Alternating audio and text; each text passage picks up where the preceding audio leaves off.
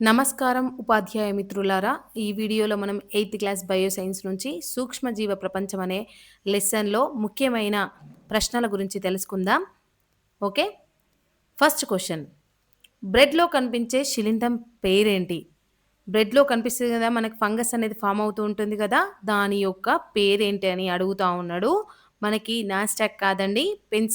Penicillium కాదు. Aspergillus కూడా కాదండి. ఆప్షన్ సి ఏంటది? మనకి రైజోపస్ అనేది ఆన్సర్‌గా మనం తీసుకోవడం జరుగుతుంది. రైజోపస్. Answer is Rhizopus.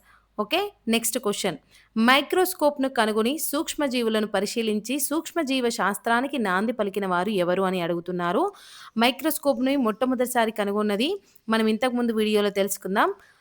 తెలుసుకున్నట్టుగానే మనకి మైక్రోస్కోప్‌ని మొట్టమొదటిసారి కనుగొన్నది ఎవరు అంటే ఆంటోని వాన్ లివెన్‌హక్. లివెన్‌హక్ అని పిలుస్తా ఉంటారు. కానీ కంప్లీట్ నేమ్ ఏంటంటే ఆంటోని వాన్ లివెన్‌హక్. ఇతను ఏం చేస్తున్నాడంటే మనకి మైక్రోస్కోప్‌ని మొట్టమొదటిసారి కనుగొని తన దగ్గర ఉన్న లెన్సెస్‌ని యూజ్ చేసి సూక్ష్మజీవ శాస్త్రానికి నాంది పలికాడు. ఓకే. సూక్ష్మజీవులను మొట్టమొదటిసారి ప్రపంచానికి తెలియజేసిన వ్యక్తి ఆంటోని వాన్ లివెన్‌హక్. ఆప్షన్ సి లివెన్‌హక్ అని ఇవ్వడం జరిగింది. పూర్తి నేమ్ మాత్రం ఆంటోని వాన్ లివెన్‌హక్. నెక్స్ట్ వస్తున్నది ఏంటి అంటే కుష్ఠువ్యాధి దేనివల్ల వస్తది అనేది క్వెషన్.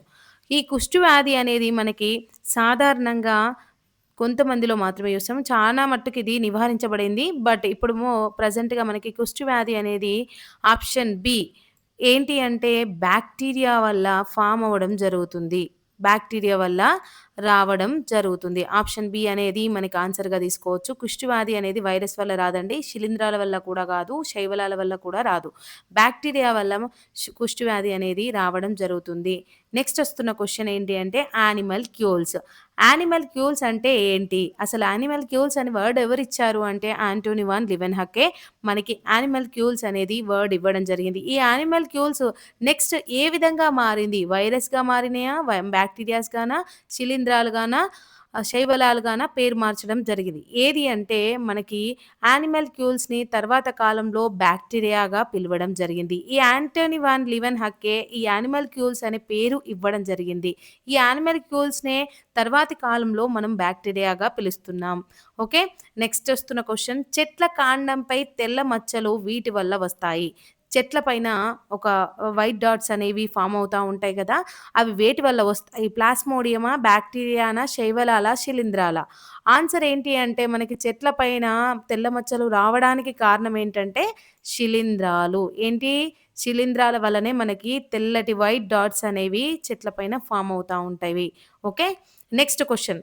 సిక్స్త్ క్వెషన్ సూక్ష్మజీవ శాస్త్రం ఆవిర్భవించిన సంవత్సరం ఏంటి అని అడుగుతున్నాడు. మనకి సూక్ష్మజీవ శాస్త్రం పరిచయం చేసింది ఆంటోని వాన్ లివెన్‌హక్కే. ఏ సంవత్సరంలో అది అంటే 1674 1674 సంవత్సరంలో మనకి ఆంటోని వాన్ లివెన్‌హక్ మనకి సూక్ష్మజీవుల గురించి ప్రపంచానికి తెలియజేయడం జరిగింది. అతను ఆ సంవత్సరంలోనే మనకి యానిమల్ క్యూల్స్ గురించి వివరించడం కూడా జరిగింది. ఓకే. నెక్స్ట్.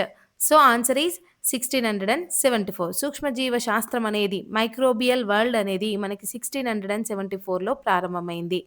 ఓకే. నెక్స్ట్ రెగ్యులర్‌గా జలుబు అనేది వస్తుంది గదా! అందరికి. సో, జలుబు దేనివల్ల వస్తుంది? వైరసా? శిలీంధ్రాలా? శైవలాలా? బాక్టీరియానా? మనందరికీ తెలుసు కరోనా అనేది కూడా మనకి ఒక వైరస్ లాగానే వచ్చింది. కరోనా కూడా జలుబుతోనే స్టార్ట్ అవ్వడం చూసాం. సో, కరోనా అనేది వైరస్. అలాగే ఈ జలుబు కూడా మనకి వైరసే అండి. ఓకే. నెక్స్ట్ అభిరంజనం చేయడానికి మనం ఏం కావాలి? మనకేం కావాలి? అసలు అభిరంజనం చేయడానికి మనం ఏం వాడతాము? ఓకే. ఏం వాడతాము అంటే వర్ణద్రవ్యము, వర్ణదాన్ని వాడడం జరుగుతుందండి. ఓకే. ఈ వీడియో గనక మీకు నచ్చినట్లయితే మా ఛానల్‌ని సబ్స్క్రైబ్ చేసుకోండి. అలాగే లైక్ చేయండి. మీ మిత్రులకు షేర్ చేయండి. ఓకే. మీకేదైనా టాపిక్ పైన క్వెషన్స్ కావాలి అనుకుంటే కింద కామెంట్ చేయండి.